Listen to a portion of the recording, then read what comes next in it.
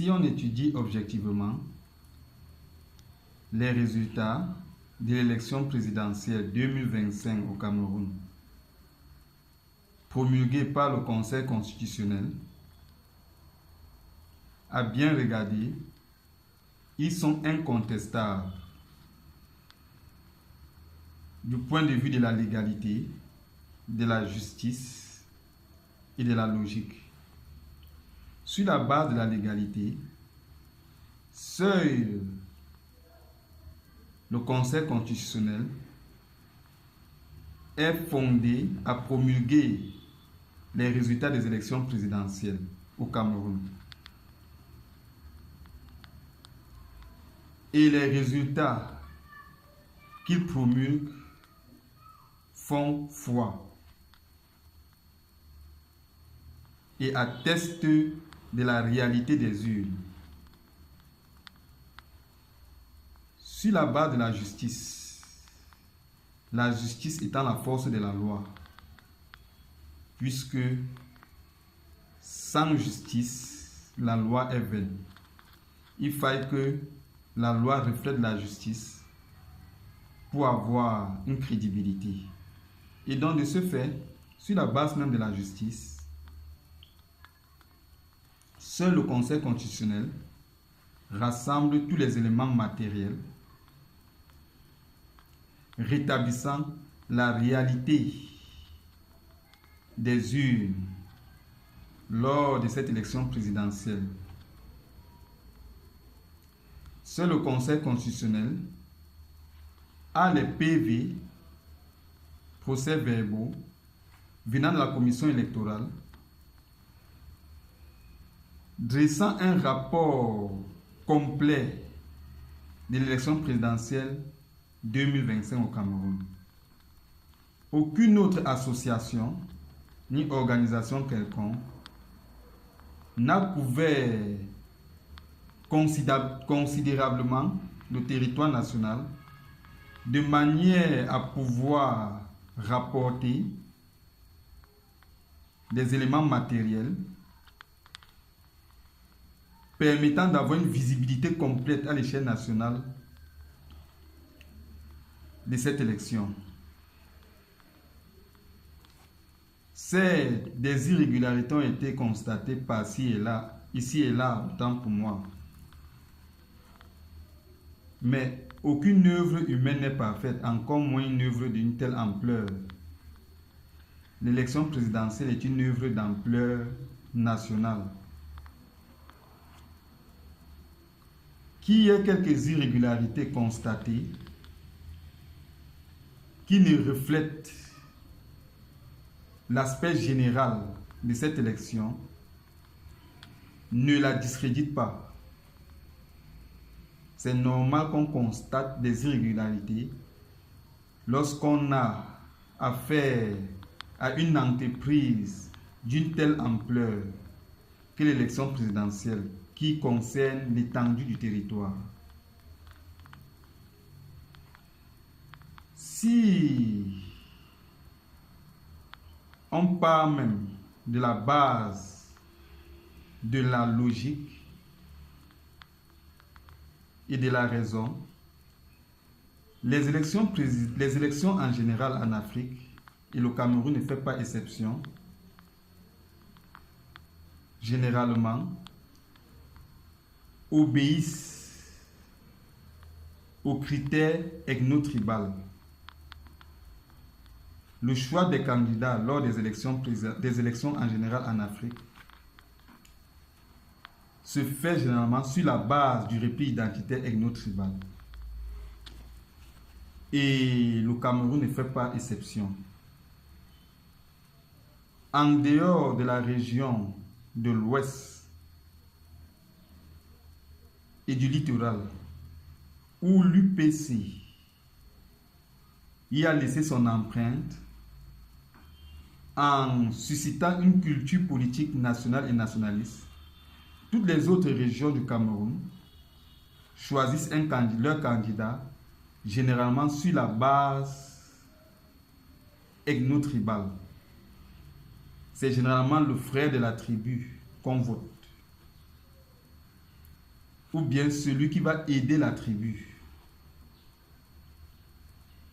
Et sur cette base-là, on pourrait analyser les résultats promulgués par le Conseil constitutionnel par rapport à cette élection présidentielle. On réalise alors que c'est normal que l'extrême nord ait voté le président Biya. L'extrême nord du Cameroun a longtemps résisté aux conquêtes islamiques, Peul, ce qui a suscité sa marginalisation par les Lamido, Peul, occupant la région nord du Cameroun. Et l'arrivée au pouvoir du premier président camerounais, Amadou Ahidjo, n'améliore pas la situation des populations de l'extrême nord. C'est le président Biya qui accorde à cette région une relative autonomie par rapport au nord du Cameroun, musulman majoritairement. Donc c'est tout à fait normal que l'extrême nord ait, comme d'habitude, lors des différentes échéances électorales au Cameroun, réexprimer sa gratitude envers le président Biya. C'est même un espoir qu'Issa Chiroma ait eu les résultats qu'il a eu à l'extrême nord lors de cette élection. Pour ce qui est de la région du Grand Sud, à savoir le centre, le sud et l'est du Cameroun, c'est la sphère culturelle Ekan, d'où vient le président Biya, et qui a vu en son accession à la magistrature suprême en 1982 l'occasion d'avoir plus de visibilité sur la scène politique. Cette région-là, donc, a toujours, sur la base du repli identitaire ethno-tribal, voté pour le candidat Biya lors des élections au Cameroun. Le nord-ouest et le sud-ouest sont des régions sinistrées du fait de l'insécurité suscitée par les terroristes ambazoniens qui ont, de ce fait, mis à l'écart de la vie politique nationale les populations de cette région-là. Au final, c'est le personnel administratif de la défense et de la sécurité nationale présent dans cette région qui a élu le président Biya, puisque c'est le président Biya qui l'emploie. Si c'est vous, vous aurez fait quoi? Chacun a des critères qui l'amènent à choisir un candidat ou un autre et qu'on ne peut juger ni critiquer. Pour ce qui est de la région du littoral et de l'ouest du Cameroun, ces deux régions-là ont une culture politique nationale et nationaliste suscitée par l'UPC.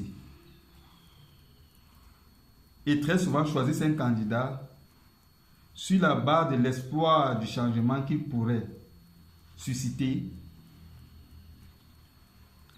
d'après elle. Et donc, les candidats, il y a une forte influence dans ces deux régions-là, ayant été exclus du jeu politique et ayant donné leur voix au candidat Issa Chiroma, il est tout à fait normal que ce dernier ait été voté dans cette région-là, dans ces deux régions du Cameroun. Pour ce qui est de la région des deux régions du nord et de la Damawa,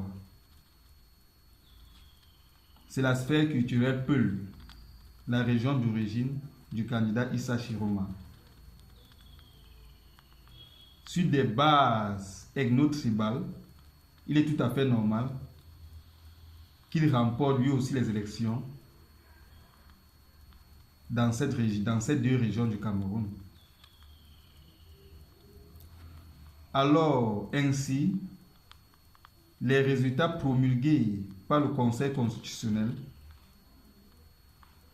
par rapport à cette élection présidentielle 2025 au Cameroun trouvent un sens et une explication.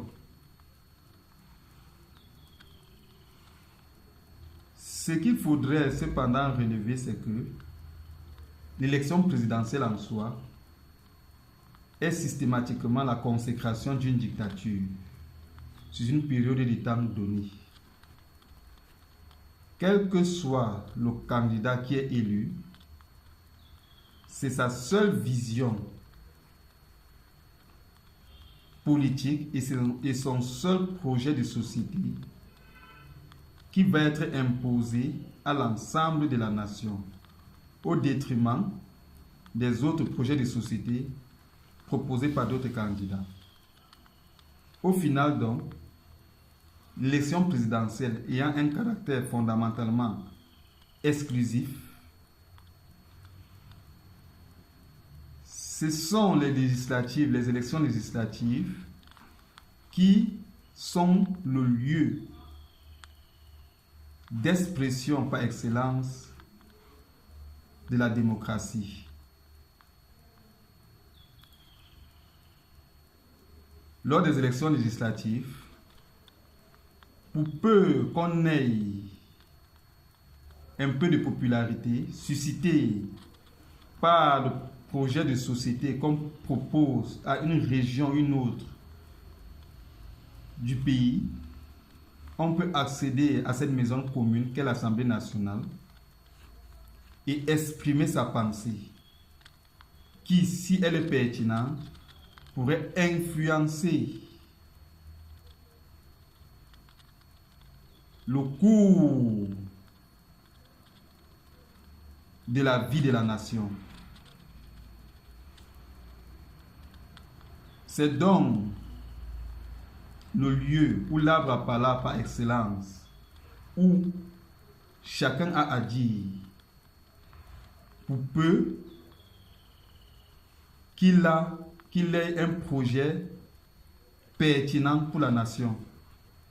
Vivement donc du nord au sud, d'est en ouest, à travers des candidats concourant à cette élection,